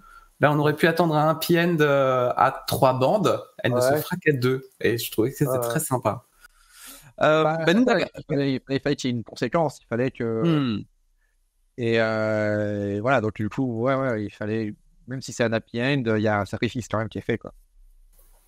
Et nous, on va passer à l'acte 3 du podcast, la dernière partie qui vient plutôt parler des contrats, des agents, du business, de cet univers un petit peu qu'on voit pas. L'industrie, mais oui, carrément, comme c'est bien fait. Toi, quand tu travailles avec des producteurs, c'est quoi la méthodo sur la partie contrat? Ça se passe par quel type d'étape? Est-ce qu'il y a des gens qui t'accompagnent, qui t'aident? Est-ce que tu sais décrypter tes contrats? Est-ce que tu as des exigences? En fait, l'avantage que j'ai, c'est que j'ai un agent depuis longtemps en plus, qui est Pauline Rostocker, qui m'avait en plus embauché grâce à Simon Astier. C'est Simon Astier qui a parlé de moi, donc c'est tout fait par des contacts. Et c'était à l'époque où elle travaillait pour Armédia, et après elle a switché pour aller chez Adéquat et elle m'a gardé, voilà. Et c'est elle qui suit mes contrats. Après, je peux lire mes contrats, je suis pas un expert juridique, mais j'ai l'habitude maintenant. Et ça dépend en fait, ça dépend des des concepts. Ça, des fois, on va juste me commander un synopsis. Ça n'ira pas plus loin. Donc, à partir de là, le contrat il est plus réduit. Pour les longs métrages, c'est sûr que quand tu dois vraiment développer un long métrage, ton contrat il est plus long parce qu'il prend en compte le fait que le film va potentiellement se faire, potentiellement peut-être gagner de l'argent. Et dans cela, là, ton contrat il est hyper long et tout. Et c'est là qu'un agent est hyper important pour vérifier que tout est normal, quoi. Mais en fait, un agent, surtout un agent de scénariste et de réalisateur, ça t'apporte pas forcément du travail en plus. C'est hyper rare qu'un scénariste, qu'un agent te dit je t'ai trouvé du travail. Par contre, ça te donne une crédibilité qui fait que les producteurs vont pas tenter des dingueries. Parce qu'ils savent qu'il y a des gens qui vont relire le contrat et qui vont dire non, c'est pas possible ça. Donc ça te protège juste à ce niveau-là, ce qui est très important parce que tu peux avoir des producteurs qui te disent vas-y, écris et on verra plus tard. Et c'est arrivé à des potes à moi qui ont écrit à l'infini des trucs sans contrat et je leur ai dit non, au bout d'un moment, c'est pas possible. Soit tu écris sans contrat, mais tu écris pour toi, ça, il n'y a pas de problème. Et si tu écris pour quelqu'un sans contrat, il y a un souci là. Donc voilà, ça te permet ça surtout quoi, de pas te faire trop avoir quoi. Il y a des clauses que tu fais mettre dedans ou forcément, comme je suis réalisateur, une des clauses qui est souvent mise, c'est que le projet, même si des fois c'est induit, genre c'est induit que quand j'écris un projet, je vais le réaliser, faut quand même le mettre. Il faut quand même mettre que le projet va m'être proposé à la réalisation en premier, quoi. C'est induit souvent, c'est pas, voilà, quoi, c'est un vrai... c'est juste pour préciser que c'est censé être mon projet de le réaliser, quoi. Après, franchement, c'est des trucs assez standards. J'ai pas des demandes très particulières. Voilà, c'est mon agent qui me dit ouais, là, c'est... Des fois, alors, par contre, des fois, mon agent va me dire ouais, ça, c'est pas bien. Il dit ouais, la somme qu'il propose, elle est pas ouf. Mais si ce projet te tient à cœur, on accepte quand même. Tu vois. Ou des fois, il va me dire et si moi je dis non, ce projet, je m'en fous, demande plus, tu vois.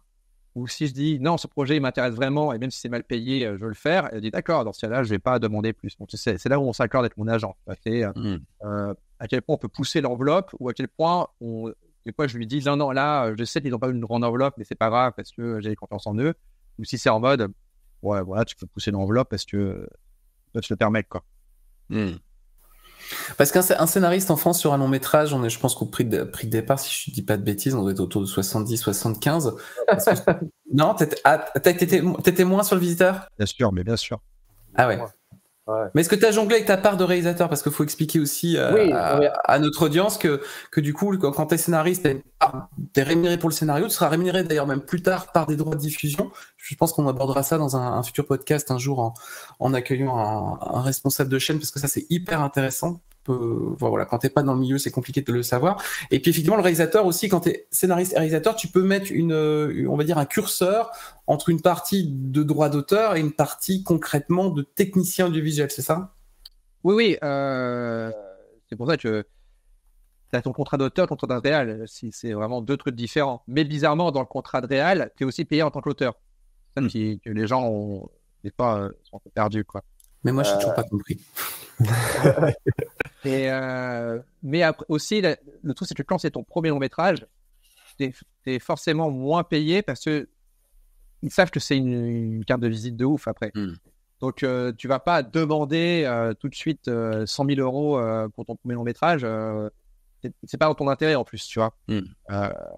Donc, c'est après, pour le deuxième long, troisième long, où là, l'agent peut dire bah non, là, faut augmenter.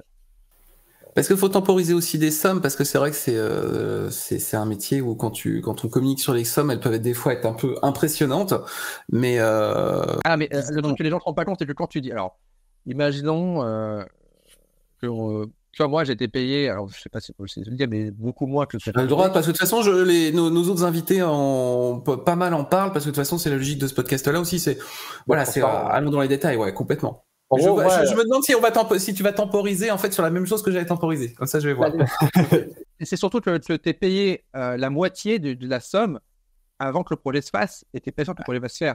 Donc, même si on te dit 60 000, techniquement, tu touches le 30 000, et 30 000 peut-être après, si le projet se fait.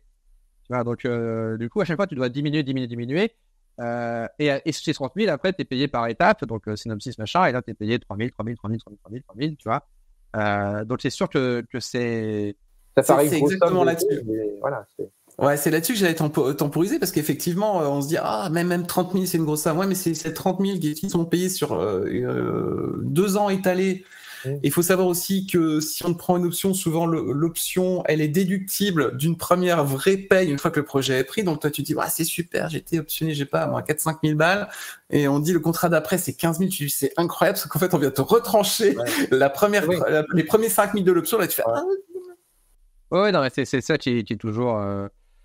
Et comment dire, c'est que quand le projet se fait, où là, tout d'un coup, là, tu es content, quoi. En tant que réal, en tant qu'auteur et tout, machin.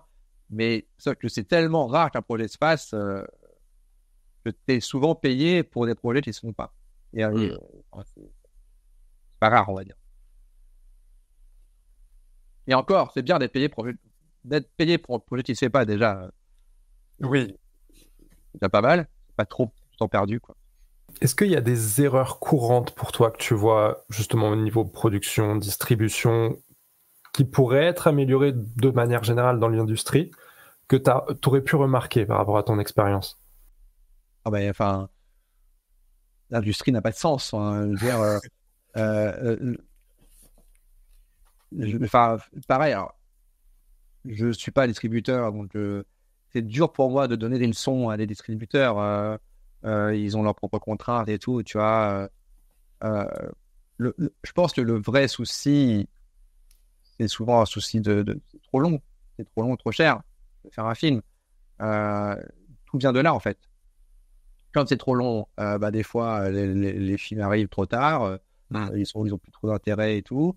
Comme c'est trop cher, du coup, pour se rentabiliser, il faut rassurer avec des acteurs qu'on a toujours l'habitude de voir. C'est les mêmes problématiques que tout le monde a. Je te dis, bien sûr, moi, je vois que des failles des fois. Je dis, mais ça, c'est aberrant. Et c'est pour ça que souvent, les films se font à travers les failles. Se font des fois sur des concours de circonstances un peu improbables et tout, machin. On dit, pourquoi ce truc a été fait voilà. À partir du moment où c'est pas un film,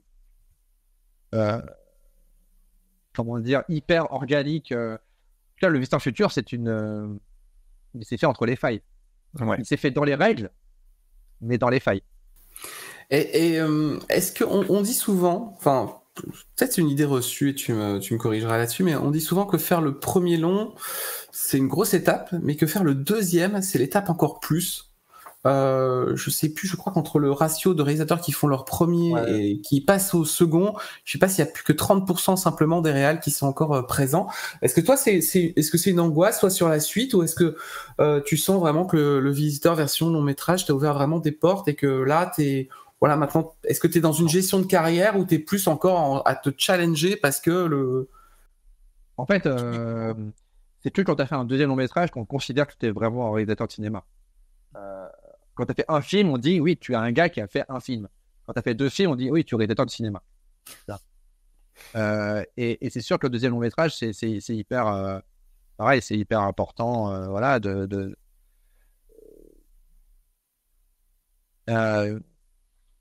je te dis, après, je suis pas un expert, je suis pas encore assez expérimenté pour te dire vraiment.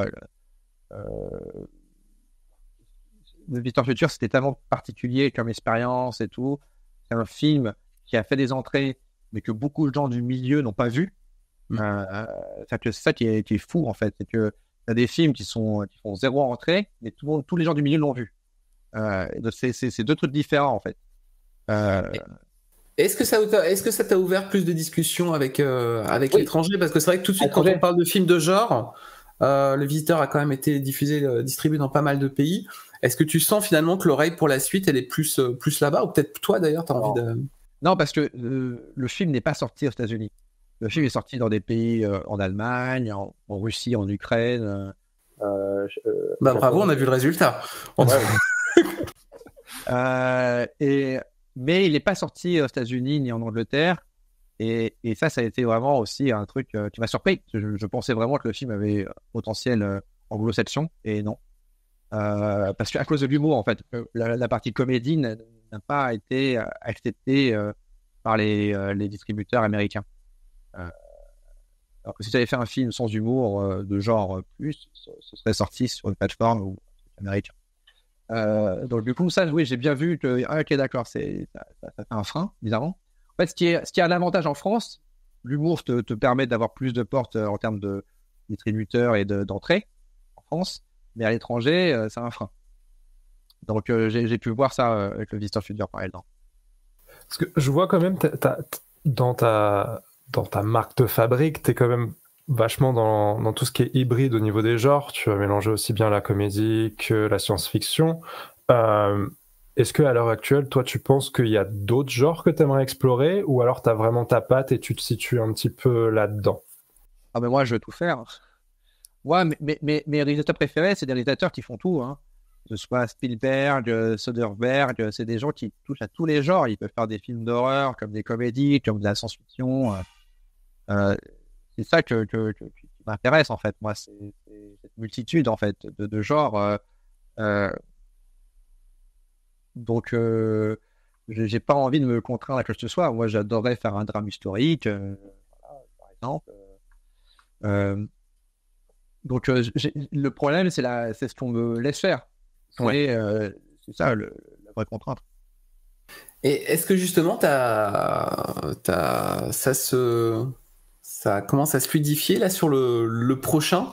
Là, comme on disait avec Maxence en début de podcast, tu as fait un unitaire pour Canal+, qui s'appelle Mortel Raclette. Pour l'instant, c'est le titre. Alors, est-ce que c'est le titre définitif ou votre titre de travail? Un titre définitif. Eh ben, génial. Trop bien. Et après ça, est-ce que tu as déjà, toi, une vue sur la suite? Est-ce que ça va être encore pour la télé? Est-ce que ça va être une série? Est-ce que c'est un film? Qu'est-ce que tu as en discussion sans nous spoiler de fou, mais tout, où va la suite? Ça reste toujours le même ratio de un projet. Je sais même plus où j'avais dit un projet. 1 sur 6. 1 sur 6. Ouais. Donc du coup, j'ai 6 projets et on verra lequel se fait. Voilà. Donc là, c'est tout. Vraiment, j'ai de la télé, j'ai du ciné, j'ai du théâtre, j'ai du roman. Tout est au parallèle et on verra lequel se déclenche plus rapidement qu'un autre, quoi. Et est-ce que du coup, quelles sont pour toi en fait les tendances du marché en fait que tu vois apparaître en fait des endroits où tu dis tiens, en tant que scénariste, là il y a quelque chose qui est en train de bouger et ça me plaît bien, ou alors ça me plaît pas? Alors c'est sûr qu'on parle beaucoup du renouveau du genre en France depuis quelques années, et c'est vrai qu'il y a beaucoup plus de propositions qui se font et tout, même sur des budgets réduits, ce qui justement est une bonne chose, je trouve, justement, de faire du genre qui coûte pas trop cher, c'est aussi bien, voilà, faut pas non plus se dire que, je pense le problème souvent qu'on avait en France, c'est de se dire, on peut pas faire du genre parce que ça coûte trop cher. C'est genre, il y a des comédies françaises qui coûtent 10 millions, tu sais pas où va l'argent, quoi. Donc là, j'ai l'impression qu'il y a un peu plus d'expérience à ce niveau-là en cinéma. En télé, c'est compliqué parce qu'en télé, t'as les nouveaux acteurs de type plateforme qui arrivent, qui sont arrivés depuis quelques années et qui challengent un peu le milieu, donc c'est bien. Donc, mais je ne saurais pas dire quelles sont les tendances vraiment, quoi, parce que même eux ne savent pas. Eux, ils vont te dire on fait ça, et 6 mois plus tard, ils vont dire on fait plus ça. Personne ne comprend en fait les tendances. Même les producteurs, ils sont perdus et ils se disent bon, voilà quoi. C'est ce que j'avais entendu chez un producteur il y a pas longtemps qui me disait en fait les plateformes, lui il a vu ce retour là direct, il y avait des plateformes qui cherchaient du coup des intrigues bouclées policières comme faisait un peu TF1, tu vois, entre du familial et du polar accessible. Et je me suis dit tiens, c'est vraiment étonnant comme recherche parce que c'est pas ça que t'attends sur une grosse plateforme de stream, quoi. En fait c'est ça, c'est que bizarrement les plateformes de stream essaient de copier les grosses chaînes françaises. Et les grosses chaînes françaises, des fois, tentent des trucs un peu plus originaux. Genre, on parle de la série Vortex, par exemple, faite par Simon Baptiste Béroun, notre ami. Tu vois, et tu te dis, mais tiens, c'est bizarre, ça, c'est France 2. Et donc, comme quoi, moi, je trouve ça intéressant parce que justement, du coup, tout le monde est un peu challengé, tu vois. J'ai l'impression qu'il y a des nouvelles propositions intéressantes visuellement, même en termes d'IP, tout ça. Voilà quoi. Donc, comme moi, j'ai jamais été vrai. J'ai fait une série de télé, c'est Deadland, et pareil, c'est un truc qui a été fait dans les failles, de manière complètement, on va dire. Qui était pour France 4 et qui était un fun footage, si je me souviens. Ouais, voilà quoi. Donc c'était un truc complètement expérimental. Donc c'est pas forcément un exemple de série traditionnelle qui a marché quoi. Je te dis, j'ai aucune idée vraiment. Moi, je saurais pas te dire ce que veulent les chaînes, etc. Les producteurs qui prétendent le savoir, eux-mêmes comment en fait. Ce que je sais, c'est qu'il faut, il y a des fois, il faut faire des hold-up en fait. Des fois, tu t'infiles dans une faille et tu dis ah putain, je peux réussir dans cette faille-là à faire un truc cool sans qu'on s'en rende compte, tu vois. Et pour le coup, Mortal Raclette, c'est un peu ça. Hein. C'est un truc vraiment dans les failles. C'est-à-dire que c'est un unitaire, c'est une comédie d'horreur que tu n'as pas écrite, que je n'ai pas écrite, qu'on m'a proposé, qui a été faite parce que il y a eu une circonstance en interne chez Canal+, où on a dit allez-y, faites ce que vous voulez, quoi. Je n'existe pas, quoi. Et j'ai pareil, on m'a inséré dans les failles du truc. On m'a dit, mec, il y a un projet complètement fou qui est en train d'être fait. Par contre, il faut le faire dans 2 mois. Là, c'est aussi ça la contrainte. C'est genre, c'est cool, t'as une liberté, mais c'est dans 2 mois. C'est genre, ah ouais. Donc j'ai pu profiter du truc à fond, tu vois. Mais pareil, c'est un truc. C'est un Canal+ original, c'est ça? Création originale? Oui, c'est une création originale Canal+. Mais pareil, ils ouvrent une case qui n'existe pas. Ils veulent faire une case récurrente de films de Noël. Et ils se sont dit, tiens, ce projet, ça peut être cool. Et c'est complètement hors norme. Et c'est pour ça aussi que j'ai été choisi, je pense. Parce qu'ils avaient besoin d'un réalisateur qui ait un peu peur de rien. et c'était vraiment hyper cool à faire parce que je sentais que, même en termes d'image, on a pu faire un truc qui ne ressemble pas à la télé, quoi. Donc pareil, je serais incapable de te dire les tendances et tout, machin, parce que moi, à chaque fois que je fais des trucs, c'est hors tendance. Est-ce que tu vois, justement, François, tu aurais quelque chose à nous dire, un aspirant, peut-être scénariste, quelqu'un qui veut se lancer Maintenant, c'est sûr que chaque époque a sa façon de se lancer. Maintenant, pour un scénariste, en fait, pour un jeune scénariste, malheureusement, il doit réaliser. Ou en tout cas avoir un pote ou une amie réelle, parce que tu peux pas être juste scénariste, il faut que toi t'existes. Je parle de court-métrage, peut-être au début. Et aussi en parallèle, intégrer après des poules d'écriture et tout, et ça c'est compliqué, mais c'est pas impossible. Donc c'est pas un truc que tu peux faire tout seul. Je me suis posé la question de savoir si l'IA pour un jeune scénariste pouvait être un point d'entrée justement pour combler cette absence de réalisateur. Parce que je me faisais la remarque, c'est que nous on est d'une génération où d'un coup les caméras sont vachement démocratisées parce qu'on avait de la DV-cam et puis après on a eu du numérique, du réflexe. Donc ça libérait le pouvoir finalement créatif. Et comment tu vois toi l'arrivée justement de logiciels de génération, je passe pas d'images mais vraiment de vidéos. Est-ce que tu vois dans le futur, même toi peut-être chez toi, te dire tiens je suis en train de me faire ma série de SF tout seul avec des prompts? Alors tout ce que je dis maintenant de son n'a aucun intérêt parce que dans 2 mois c'est obsolète. C'est ça qui est génial. Qui est assez génial et flippant, c'est que tu peux pas le prévoir à 100% comment l'outil va évoluer. Ça fait il y a 1 an, c'était impossible d'imaginer des vidéos. Là maintenant, elles sont en train d'être faites. Alors ça reste des vidéos, des plans un peu qui bougent, mais qui bougent dans une version un peu chelou. Donc tu peux pas faire, tu peux pas encore techniquement faire un mec qui rentre, qui parle et après qui repart. C'est très précis, mais dans pas longtemps tu pourras le faire. Donc oui, ça peut aider à créer des nouveaux types de courts-métrages. Je pense que ce sera un nouveau genre. Ça va pas forcément remplacer les courts-métrages parce que il y aura quand même des limitations, il y aura quand même voilà. Donc ça peut aider, j'en sais rien quoi. Oui, sûr. Je pense que l'intérêt c'est de mélanger tout ça après, c'est que ça t'aide à accélérer des trucs, mais que tu dépends pas entièrement d'un outil. Tu vois, c'est qu'un outil. Donc, si l'outil peut te permettre de faire des trucs, c'est cool, mais l'intérêt d'un artiste visuel, c'est d'avoir plein d'outils à sa disposition. l'IA peut être un de ces outils, mais il ne faut pas que ça remplace tout le processus.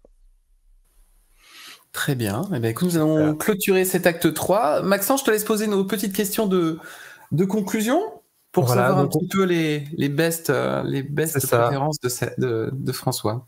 Donc, 3 petites questions au tac au tac. Tu me réponds. Quel film série préféré de tous les temps? Edward. Très bien. Un scénario que tu aurais aimé écrire? Everything Everywhere at Once. Ouais, pas mal. Ton dernier coup de cœur cinématographique? Alors, cinéma en salle. Pourquoi pas? Intégrons la VOD si t'as... Donc un film, pas une série. Même pas une mini-série. Si, en vrai, tu peux, tant que ça reste plus sur le côté réalisateur, dans ce cas-là. Bah, mon petit Rennes, tout m'a bluffé. La réalisation, elle était incroyable. Ouais, mon petit Rennes sur Netflix. Super. Bon, bah, trop bien. Eh bien, écoutez, on va conclure cet épisode. 98 minutes. Moins les pauses pipi à monter, que ça vous n'écouterez pas, chers auditeurs. On va vous éviter ces petits moments de pause. François, un grand merci d'avoir accepté l'information. Je te dis, c'est toujours génial de te voir sur les différentes aventures que je peux mener, puisque on a co-animé une émission ensemble, on a écrit ensemble. Je ne manquerai pas de jouer ensemble. Oui, attends, mais c'était dans un court-métrage, non? C'est pas ça? Bah, oui, on a joué. Alors, je sais pas si on a joué ensemble à l'image, mais on jouait tous les deux dans des courts-métrages. Le petit truc et le petit moment que je me souviens vraiment très fort avec toi. On était agent de sécurité de nuit à France Télévisions. C'était un job d'été, on va dire. Et la nuit à France Télévisions, déjà, il n'y a rien à faire, il n'y a personne. Et encore plus quand tu es agent de sécurité. Donc, grosso modo. Il n'y avait pas les portables à l'époque. Il n'y avait pas de téléphone, il y avait pas de téléphone, voilà. Et on passait notre nuit à déambuler dans les couloirs de France Télévisions en jetant des idées de séries, de films, de projets, à refaire un peu le monde. Et je trouve que ça reste, en tout cas pour moi, un moment très très sympa, même s'il n'y a pas grand-chose qu'on ait découlé de ça. Mais en tout cas, c'était la méthode d'écriture à 3h du matin. Tu peux vraiment faire beaucoup d'idées bizarres. Ah bah moi, je le conseille à tout le monde. En termes de petit job alimentaire mais pratique, c'est pour un scénariste en tout cas, c'est agent de sécu de nuit. Tu n'as pas d'humain, tu es confronté à toi-même et du coup tu t'emmerdes, du coup tu écris. Moi dans ma tête, ce job d'été, même si c'était un job alimentaire, j'avais l'impression d'être payé pour écrire, tu vois. C'est vrai, c'est comme le chômage pour beaucoup de scénaristes aussi. Un grand merci. Merci Maxence pour l'accompagnement. On se retrouve écoute, nous très prochainement. Oui, merci à tous. Merci François. On est ravis de t'avoir eu en tout cas et d'avoir pu partager sur ton expérience et justement ton avis de façon générale. Merci beaucoup. Merci à vous. C'est super d'avoir une émission comme ça pour les scénaristes. Voilà, ça va aider les gens. Si vous souhaitez accompagner le développement de tout ça, de séquences, vous pouvez nous aider via Patreon ou Tipeee avec toutes les informations que vous avez en description et en début de podcast. On se retrouve à très vite. Encore merci à tous d'écouter le podcast et on vous dit bientôt avec un nouveau parcours, une nouvelle personne, un nouveau scénariste. Salut tout le monde. À bientôt. Ciao.